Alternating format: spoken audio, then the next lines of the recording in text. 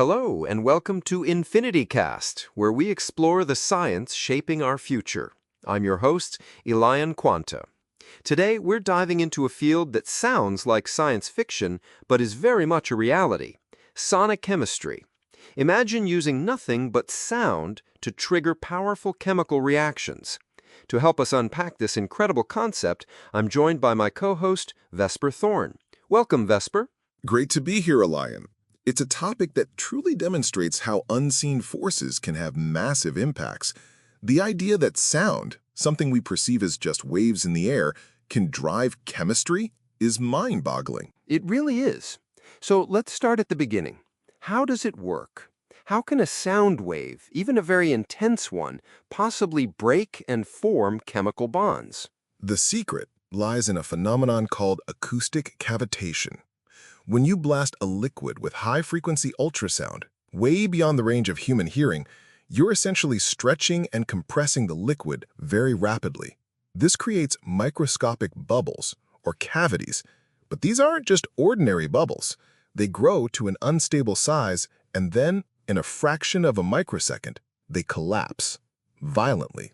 So the power isn't in the sound wave itself, but in the collapse of these tiny bubbles it creates. What happens inside that collapse? Exactly. Think of it as a microscopic pressure cooker imploding. For an infinitesimally small moment, the conditions inside that collapsing bubble become extreme. We're talking temperatures reaching up to 5,000 degrees Celsius.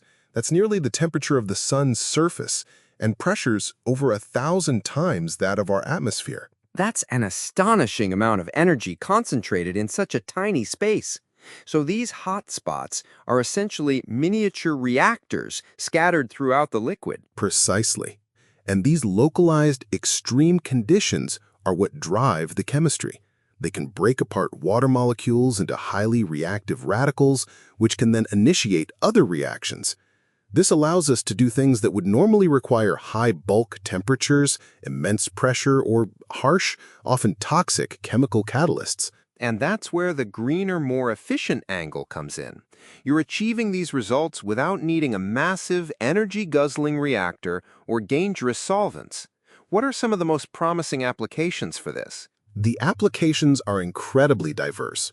In material science, sonochemistry is used to synthesize novel nanoparticles with unique properties because the rapid heating and cooling rates from the bubble collapse create very uniform, high-quality structures. But for me, the most exciting area is environmental remediation. Destroying pollutants, you mean? Yes, many industrial pollutants, like pesticides or certain dyes, are notoriously difficult to break down. They just persist in our water systems.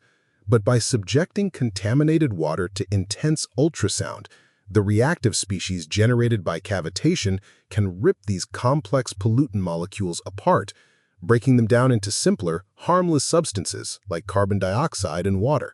It's a clean way to fight pollution with physics. So we're using sound to create tiny, super hot bubbles that act as incinerators for microscopic pollutants. That is incredible. It feels like we're just scratching the surface of what this technology can do. We absolutely are. It's a perfect example of how harnessing a fundamental physical process can open up entirely new avenues in chemistry, offering solutions that are not only effective, but also more sustainable. A powerful reminder that sometimes the most elegant solutions come from the most unexpected places. In this case, the silent power of sound.